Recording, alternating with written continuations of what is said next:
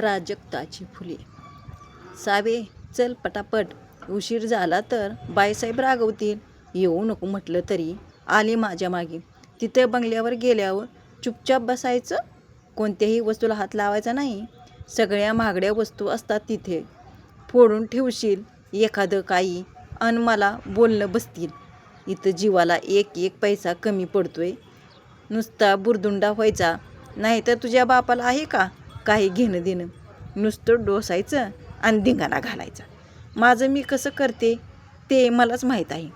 विमला आपल्या मुलीला सावीला खुंटीला धरल्यासारखी अक्षरशः ओढत नेत होती. एकीकडे तिच्या तोंडाचा पट्टा सुरूच होता. बंगल्यावर कामाला जायला आज तिला नेमकं उशीर झाला होता. 6 महिन्यापासून विमला या बंगल्यावर घरकामाला लागली होती. विमलाला 2 मुलं होती. एक मोठा मुलगा सुरेश 12 वर्षाचा आणि लहान सावी 10 वर्षाची. विमलाचा नवरा अंगद रोज बांधकामाच्या ठिकाणी रोजंदारीवर जायचा. दिवसभर कष्ट करून कमवलेली रोजी रात्री दारूत उडवून द्यायचा. विमला मात्र कष्ट करून मुलांसाठी पैनपै गोळा करत होती. 6 महिन्यापूर्वी तिला देशमुखाच्या बंगल्यावर काम मिळालं होतं. ते सकाळपासून स्वयंपाक पाणी ते घरातली धुणी भांडी सर्व काम विमला करायची. बाकी घरांच्या मानाने तिथे तिला पैसे बरे मिळत होते. सावी आपल्या आईने बंगल्याबद्दल आणि तिथल्या लोकांविषयी सांगितलेल्या गोष्टी आठवत होती. विमला तिला नेहमी सांगायची, साहेब कडक शिस्तीचे आहेत, पण बाईसाहेब मात्र खूप चांगले आहेत. त्यांची 2 मुलं, छोटे मालक आणि लहान मालकीनबाई, मोठ्या शाळेत शिकायला जातात. बंगल्यात असं आहे तसं आहे, इतक्या गाड्या, तितकं हे इतकं ते वगैरे. विमला बंगल्यातल्या लोकांबद्दल बंगल्याविषयी अगदी भरभरून बोलायची. अजून एका गोष्टीविषयी विमला अगदी भरभरून बोलायची. ती गोष्ट म्हणजे पारिजातकाची फुलं. सावीला विमलाच्या या गोष्टी खूप आवडायच्या. तिच्या या गोष्टी ऐकून बंगला आणि बंगल्यातल्या माणसाविषयी तिच्या मनात कुतूहल जागं झालं होतं. आणि या सर्व गोष्टीपेक्षा तिला पारिजातकाची फुलं बघायची होती. विमला तिला नेहमी म्हणायची, अगं सावी, काय ती पारिजातकाची फुलं अशी मस्त पांढरी पांढरी आणि त्यांचे ते नाजूक केसरी देठ बागेत तिकडे झाडाखाली ना, त्यांचा दररोज सडा पडतो बघ. आपल्या आईचे हेच बोलणे ऐकून ती आज मुद्दाम आपल्या आईच्या मागे बंगल्यावर आली होती. फाटक उघडून दोघी आत आल्या. सावी भिरभिरत्या नजरेने सगळीकडे बघत होती. बंगल्याच्या बाहेर छानपैकी बाग होती. त्या बागेत निरनिराळ्या रंगाची फुलझाडे होती. तेवढ्यात तिचं लक्ष त्या पारिजातकाच्या फुलांच्या सड्याकडे गेलं. पांढरा केशरी रंगाचा तो सडा आणि त्यासोबत त्या फुलांचा मंद सुगंध मन हेलावून टाकणार होता. पटकन जाऊन ती सगळे फुलं गोळा करावीत असं सावीला वाटलं. पण मगाशी विमलाचं बोलणं तिला आठवलं आणि आपल्या मनातल्या भावना तशाच दाबून ती विमलाच्या मागे बंगल्यात गेली. विमलाने सांगितला होता तसाच होता बंगला. भव्य दिव्य, जणू एखाद्या राजमहालच. बंगल्यातला श्रीमंती थाट पाहून मात्र सावीला आपली गरिबी अगदी तीव्रतेने जाणवली. सावी तिथेच शिजल्यासारखी उभी राहिली. विमला, ही कोण ग? मालकीनबाईंनी आस्तेने सावीची चौकशी केली. माझी लेक सावी, म्हणजे तिचं नाव सावित्री आहे, पण आम्ही तिला सावीच म्हणतो. वाटलं होतं सावित्रीबाईसारखी चांगली शिकेन, पण दरिद्री आमची पाठ सोडते होय. मागच्या वर्षापासून हिची शाळा बंद केली. पोरगं शिकून काहीतरी कमवेल म्हणून त्याची शाळा सुरू ठेवली. तुमच्या घरी कामाला लागल्यापासून जरा 2 पैसे बाजूला पडत आहेत, ते पण नवऱ्यापासून लपवून ठेवावे लागतात. विमला उद्युक्तपणे बोलत होती. आपल्या मुलासाठी आपण काही करू शकत नाही याची सल तिच्या बोलण्यात अगदी स्पष्ट जाणवत होती. सावी, ये इकडं. मालकीनबाईंनी सावीच्या हातावर बुंदीचा लाडू ठेवला. सावीने तो लाडू अर्धा तोडला आणि खाल्ला. उरलेला लाडू ती आपल्या फ्रॉकच्या एका कोपऱ्यात बांधू लागली. हे काय ग सावी? मालकीनबाईंनी कुतूहलाने विचारले. काकू, ते सूर्याभाऊ एकटाच आहे ना घरी. घरी गेले की त्याला देते हा लाडू, सावी घाबरत बोलली. काकू काय म्हणते ग? मालकीनबाई म्हण, नाहीतर बाईसाहेब म्हण. तिकडून विमला तिच्यावर ओरडली. असू दे सावी, तू काकूच म्हण हो, आणि तो लाडू पूर्ण खाऊन घे. तुझ्या भावासाठी मी दुसरा लाडू देते. मालकीनबाईचे शब्द ऐकून सावी आनंदली. काकू, तुमच्या बागेत जाऊ मी हा लाडू खाऊन का? सावीने धिटाईने विचारले. हो चालेल ग, झाडं आवडतात का तुला?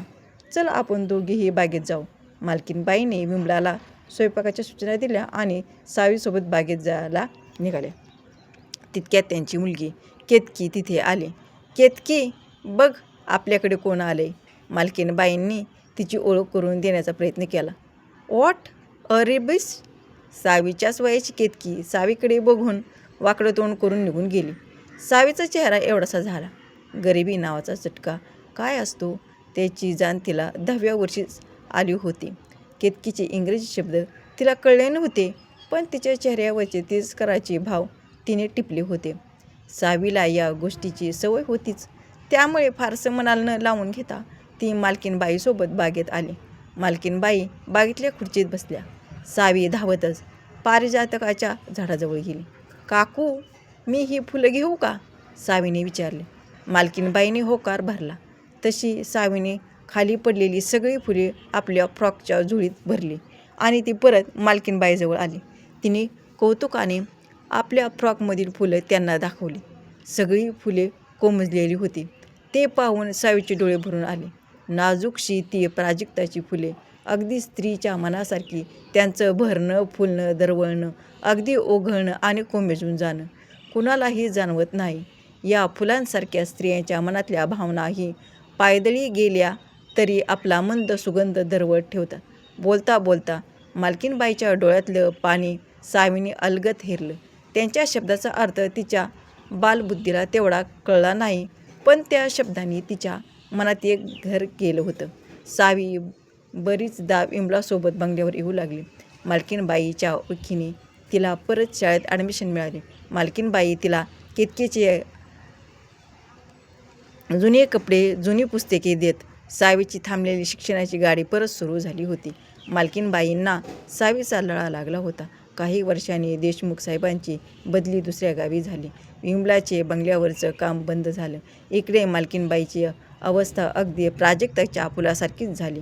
मुलं मोठी झाली, विदेशात शिकण्याच्या बहाण्याने गेली आणि तिकडेच स्थिरावली. काही काळाने देशमुख साहेबांना देवाज्ञा झाली. मालकीनबाई इकडे एकट्या पडल्या. एक दिवस विदेशातून कार्तिक त्यांचा मुलगा आला आणि त्यांना एके ठिकाणी घेऊन गेला. पारिजात वृद्धाश्रम. मालकीनबाईंनी फाटकावरची पाटी वाचली आणि समजायचे ते समजून गेले. फाटक उघडून कार्तिकसोबत त्या आत आल्या.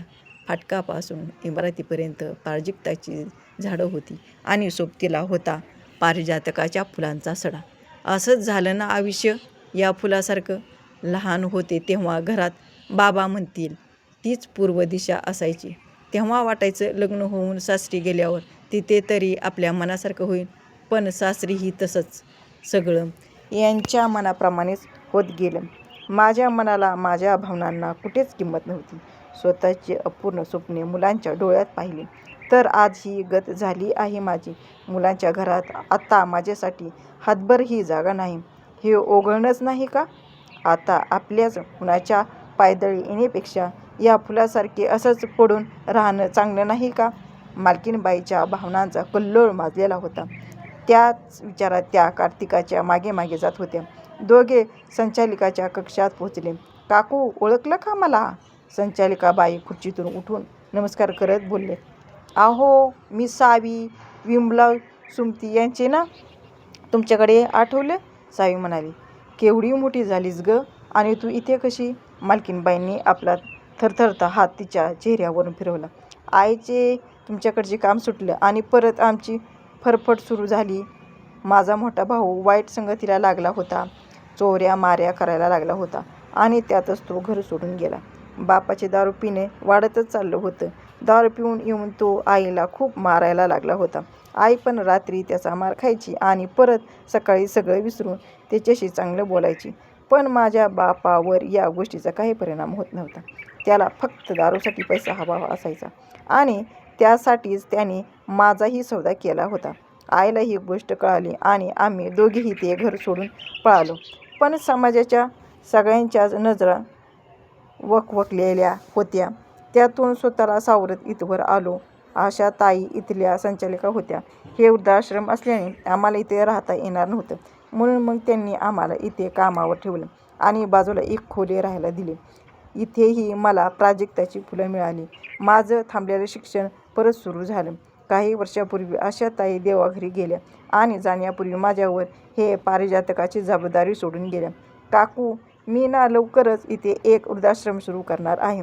ओघळलेल्या, कोमेजलेल्या, चुरगळलेल्या आणि कुस्करलेल्या स्त्रियांच्या पारिजातकांसारख्या नाजूक मनाला परत फुलवण्यासाठी, रुजवण्यासाठी सावी बोलत होती. मालकीणबाईच्या डोळ्यातून मात्र अश्रू ओघळत नव्हते. ओघळत होती ती फक्त प्राजक्ताची फुलं. आजची कथा कशी वाटली कमेंट करून सांगा आणि व्हिडिओला लाईक करा, शेअर करा आणि सबस्क्राईब करा.